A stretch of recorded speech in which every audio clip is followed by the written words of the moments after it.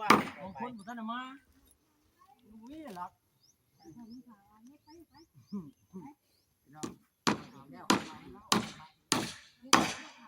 นี่เลยพี่น้องขึ้นอยู่เดี๋ยวนี้ไม่เยอะเดี๋ยวต้องคุยพักอยู่กันไม่ชอบลายพองไอ้ทางเกี่ยวเอ้ยนี่ไม่ชอบไหนไม่ชอบป่ะเด็กขับไว้ขอที่เราเป็นไผ่บอกที่ต้องผู้เชิดบอกเอาลายบ่ลุงตะปูนะลุงเลยไว้เลยไว้เลยก็ได้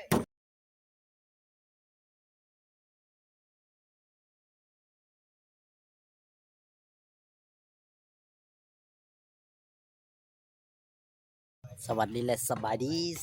พ่อแม่พี่น้อง FC เมื่อสุขคนพี่น้องเนาะพวกพ่อกับช่องบ่าวจอยซาแนลอีกแล้วพี่น้องมื้อนี้บ่าวจอยก็มา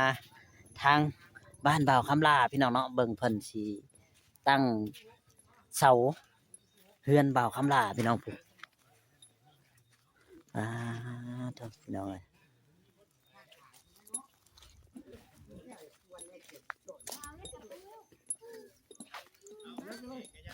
พ่อบ้านน้ำมูลพ่อแล้วพี่ ทุกพี่น้องเอ้ยโรงพ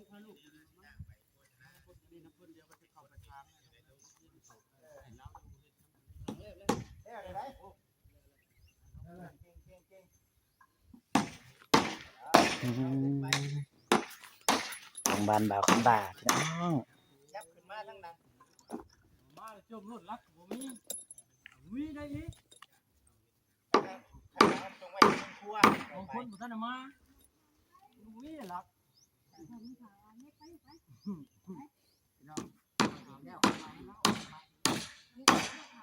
นี่เลยพี่น้องขึ้นอยู่เดี๋ยวนี้ไม่เยอะเดี๋ยวต้องคุยพักอยู่กันไม่ชอบลายพองไอ้ทางเกี่ยวเอ้ยนี่ไม่ชอบไหนไม่ชอบป่ะเด็กขับไว้ขอที่เราเป็นไผ่บอกที่ต้องผู้เชิดบอกเอาลายบ่ลุงตะปูนะลุงเลยไว้เลยไว้เลยก็ได้พวกพี่น้องเด้อ มาทับตีแบบเบิ่งได้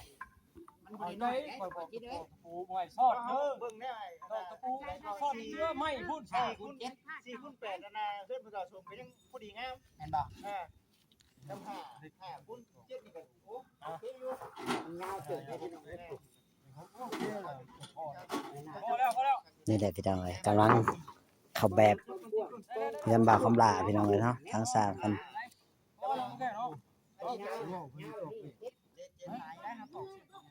เอาลายเป็นมาได้เป็นพวกเด้อความยาวมันเป็นไปได้แต่ก็เฮารับเฮาพูดขึ้นมาเทิงนะพูดขึ้นมาเทิงเนี่ยข้างหลังก็ออกได้บ่ก็ออกได้เฮาสิเฮ็ดเฮ็ดครัวข้างหลังก็ได้ พอดีงามเนาะ นี่แหละพี่น้องเอ้ย ว่าเคียงบ่เท้าบ่แต่ว่าให้ตอกอันนี้แหละพากันกินข้าวก่อนอันนี้ให้กินข้าวก่อนแล้วแต่คนบ่คุ้มจะได้ไก่บินได้ตอกได้เพียงเดียวขาหนึ่งนี่แหละ นี่แหละพี่น้องเอ้ยเนาะทางเฮือนบ่าวคำลาพวกบ่าวคำลาก็ขี่รถไป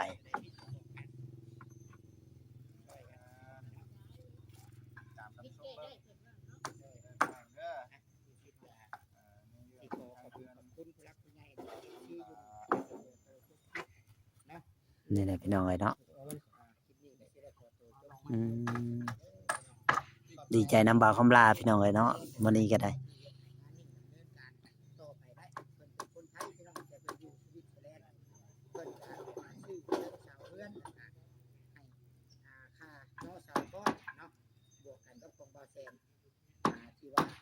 ซื้ออุปกรณ์การนี่แหละสร้างเรือนนี่แหละเราให้เบิดทุกคนนั่นแหละที่ซอยคำลามีคนทุกคนจะเดินได้บุญในหลายได้เงินได้ทำหลายเด้อมาได้คืนให้แม่เจ้าท่านเฒ่าเนาะพี่น้องยังน้อยยังสมเคยตกมันเป็นป้า เลยมาโลดหลักเจ้า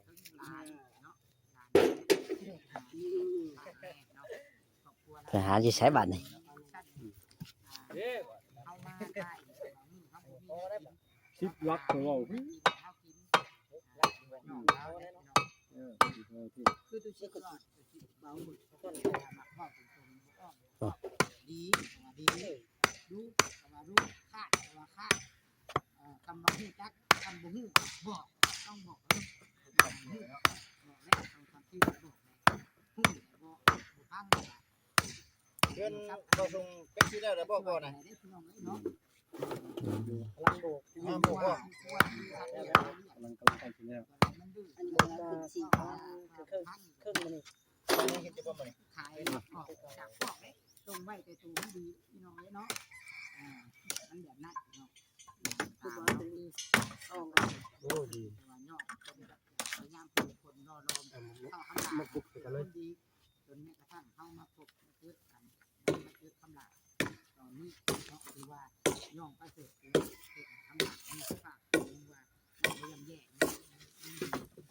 ถามว่าผมมีจักเป็นกระไดกับเป็นห่วงรักๆเล็กน้อยนั่นลูกเพิ่นคำลากับห่วงที่กันแต่ว่าคำลาเป็นผู้ใหญ่นี่คือเรื่องที่เรารักรักแท้ๆมันอยู่นี่อยู่แล้วตัวแล้วเอ๊ะอันนี้เล็กน้อยนี่นะเล็กน้อยถูกมาในสถานการณ์ใหญ่มาแบบใดนะ ซ้ำไหนที เอาเนี้ยดีเอาเนี้ยดีเรายืนบัดใหญ่มา จับแล้วบ่จับมาหาบ่จับแล้วตอกตะปูเนาะ ลัก โทษเอาใหม่นี่ก็ได้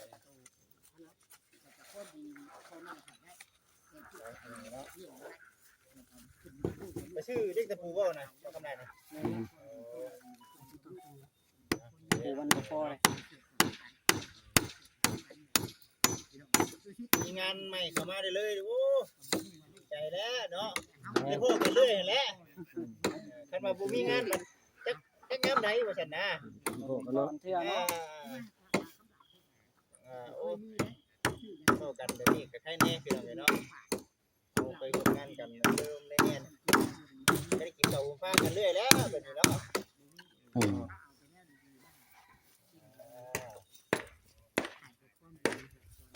เบิ่งไปพี่น้องเนาะ ขนาด ลังเสร็จเด้อ ตกยาวโคตรหลักยาวโคตรยาวจะไปตกแล้วตัดซื้อเลยกูจะลง จะอยู่กับตัวแล้วเนาะ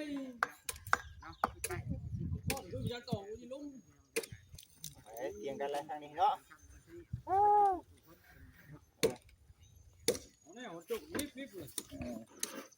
อาล่ามจุกนะ โอ้นี่ ตอกมันติ ชิโร่นี่เชิงลุงสิดิ อืม เอาตัวนี้บ่สังเกตเดี๋ยวบ่เอาคนตีชิโร่ คนตีนะพวก คนตีนักกลัวบ่ ไม่ก็ ไปใส่ไปเบิ่งได้ให้หัวได้ ตีน้อย บ่รับคนตีช่างพอแห้งแล้วเนาะ มันบุซื้อนะบุตัดลักทั้งสี่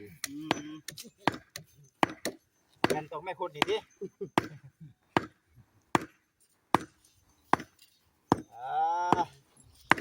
ชาวบ้าน14กำลังรอรุ่นอยู่นะว่าสิเป็นยังไงนะฮอดสายบ่สิเชื่อว่าขนาดนี้บ่สินะ เอาอย่าได้พี่น้องเอ้ยปาดนี่ เอาอีกแล้ว เอาลงช็อตเอาลงช็อต ช็อตบ่ ปาดเตอร์กำลังสิเริ่มย่อเฮือนแล้วเด้อบาดนี่พี่น้องเด้อ เอาแล้ว ลุงแก้วมาทันเวลาพอดีพี่น้องเอ้ยกำลังตอกแบบตอกหยังกระทึกอยู่เลยนี่พี่น้องเอ้ยเนาะ เดี๋ยวเจ้าบ่ ตะเว้นก็ยังบ่ได้ขึ้นได้ตะเว้นก็นี่โอ้ ยังมัน ขึ้นอยู่เลยนี่ตัวมาพี่น้องมาเข้ามาเบิ่งมาชมน้ำกันไปได้นี่ไปได้นี่โอ้ยเรื่องกำลัง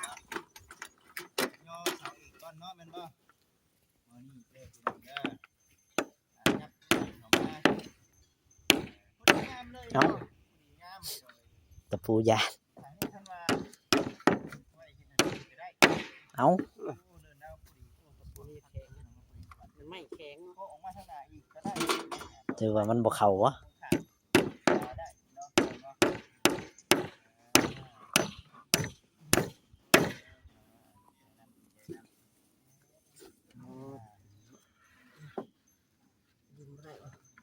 นู่นยกขึ้นตัวน่ะแม็กยกขึ้นยกขึ้นยกขึ้นเต็ม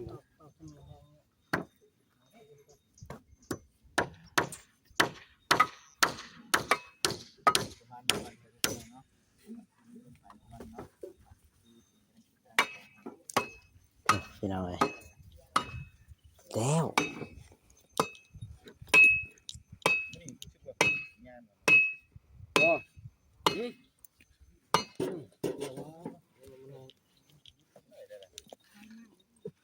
ตัวนี้ปงลงด้วยปงลงตัวสูงนี่ยกขึ้นแล้วหลังเพียงกัน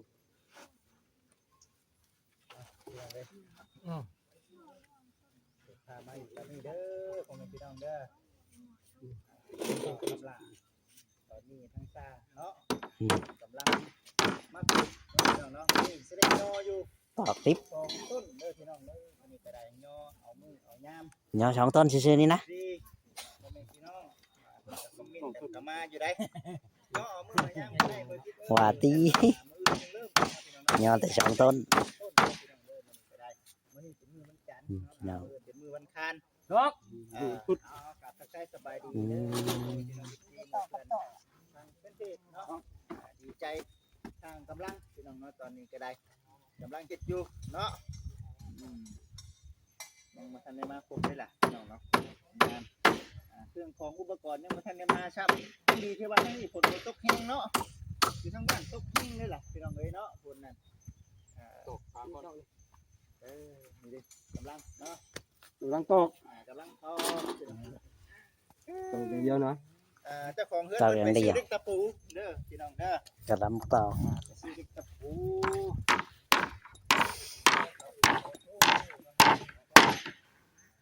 ดีใจนำเนาะเรารุ่นไปส้มเบิ่งไปนำกันพี่น้องเนาะการนั้นแป้งกันและก็ เหมือนกัน ยังกันจับเนาะ เจ้าผู้จับแล้วไปจับระดับก่อนมือบ่ฮะ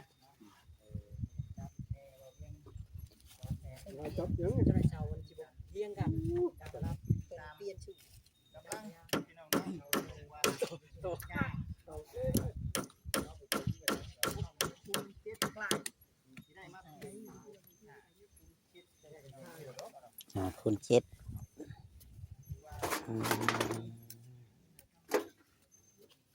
บอกมา จุดไม้อยู่นี่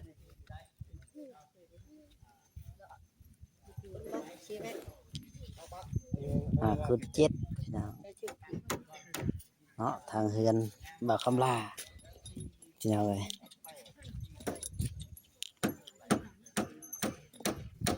เนาะถือว่าก็ใหญ่เติบอยู่เด้อพี่น้องเลยเนาะทางเฮือนบ่าวคำลา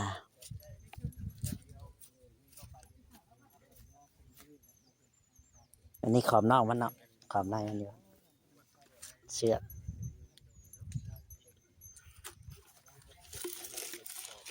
นี่กำลังนิ่งพี่น้องเลยเรื่องในศาลบ่าวคำลาพี่น้อง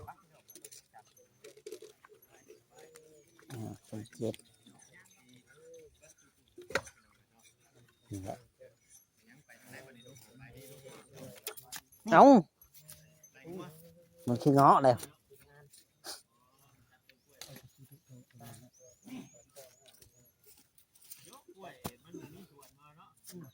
มันเงาะเลย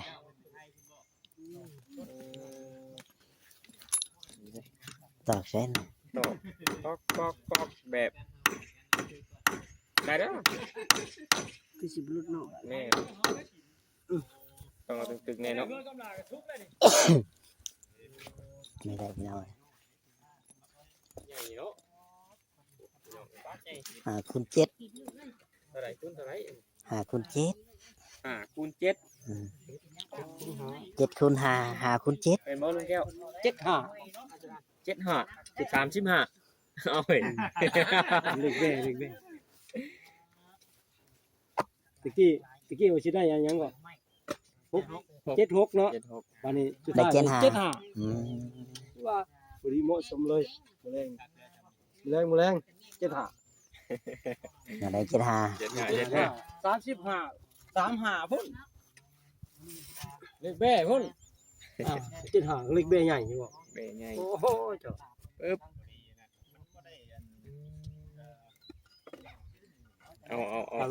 เอาบล็อกเอาบล็อกตั้งฉากบ่ เพิ่นบ่เคยเสร็จสาก ตั้งฉากเอา เขาเสร็จสากมาเรียบร้อยแล้ว อืม ห่วง อันเครื่องเพิ่นยังบ่มาติ เด้อเขาเป็นเล่นงานเมื่อไม่ไล่เอาเบ้อตะเจ้าโตไว้เอาเบ้อ ไปสิว่าครั้งนี้ก็ เออไปค่ะ เอายัง แตกเฉยดิ เอาขึ้นตะเจ้าจะเอายังตะเจ้าโตว่าเอาชุ่มกินเย็นเนี่ยใครเยอะเยอะ โมสูตรที่กันจักตากอะไร เบ้อคอยพ่อแม่คอยซอยไว้ โอ้อยู่เรือนอยู่ชาน แม่ อืม ซอยไว้ เล่นสาก มืองานมือฉันมันดี ตลาดไป ชุ่ เพิ่น มกินเย็นแม่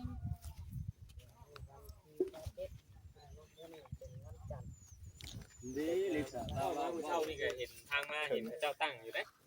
หลังนึง นี่แหละ เนาะ นี่ มื้อ แหละ นี้สว่างนี่ คนเชียงมา มื้อนี้มีหลายราง UFC โทรมาบอกเป็นว่าวันพุ่ง มั นะ นแก่ตัวเล็กไล่ขึ้น เมื่ บ่ อคืนเราเห็นน้ำทางนะจบมืองาม เรียบร้อยยังน้อยหนึง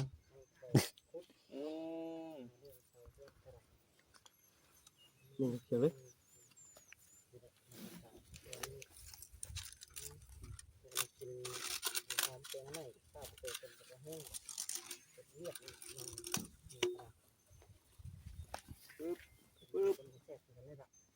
อันนั้นมาพี่น้องเอ้ยก็ก่อหนูใหม่เพิ่นชุมใช่กันนั่นเลยบ่ก่อใหญ่ไว้อีหลีต้องหาสิเห็นเนาะ มันสิออกเลยเด้ แม่น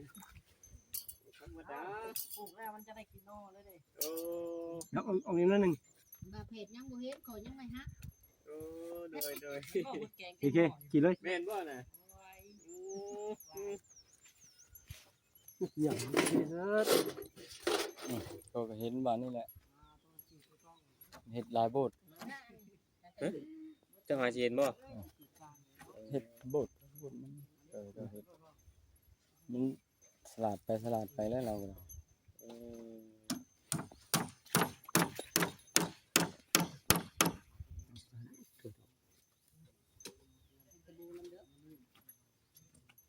เอาตัวหมก3เมตรทั้งหน้า4เมตรเนาะ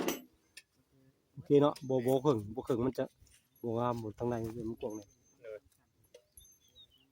ระเบียงในสิเฮ็ดนั่นกลัวบ่ลุงแก้ว มีทั้งหน้านี้3เมตรเพราะว่ามันก็เป็นอันซื่อเนาะเป็นจังเก็บของนอนของนึงทั้งหน้าบ่นอนเย็นๆแน่ ดีงามเนาะ งาม แจกตำแตงหน่อไม้ลุงแก่สิกินบ่ได้เลยเนาะ เฮ็ดบ่เฮ็ดยาวๆเนาะ สีเป็ดๆแน่ๆเฮ้ย เคยคิดว่าในใจว่าสิบ่มีไผมาก็ข่อยสิบ่ซื้อชิ้นน่ะมื้อนี้น่ะ ยังหลายมืออยู่เลยยังหลายมืออยู่ กะว่า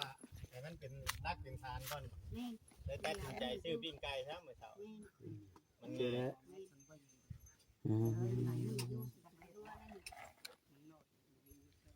ฝนกับฝนตกเลยครับย่านผู้ชงสิมีไผมาแห้งๆได้อยู่บ้าน เราพี่บ่มี บัดมาพี่แบบบ่มีโอ้ยตอนแรกคิดว่าสิบ่ออกมาใช่คำรับชูชีพบ่ลงไปชูนะเฮาบ่ออกมา นี่แหละพี่น้องเอ้ยเนาะ บ่ได้ โอเคพี่น้องเอ้ยคลิปนี้ก็บ่มีหยังหลายถ้าผิดพลาดประการใดก็ขอโทษขออภัยนำเด้อพ่อแม่พี่น้องเนาะสิยกเสาเฮือนบ่าวคำลามื้อนี้พี่น้องเอ้ยเนาะเก้าเสา ลงเมื่อคืนนี่นะ 5คูณ ทางตรงหน้า 7พี่น้อง7คูณ5 เพื่อนเลย นี่แหละพี่น้องเอ้ยอืม หวังชุมเฮาก็มาแบบฝนตกฝนดินนะห้ามอย่าไปชนก็ได้ ไม่บ่ได้เขาใกล้ซื้อใหม่ไม่กุ้ง ในกรุงอยู่บางทางวันพีนี่เด้ทางมาเด้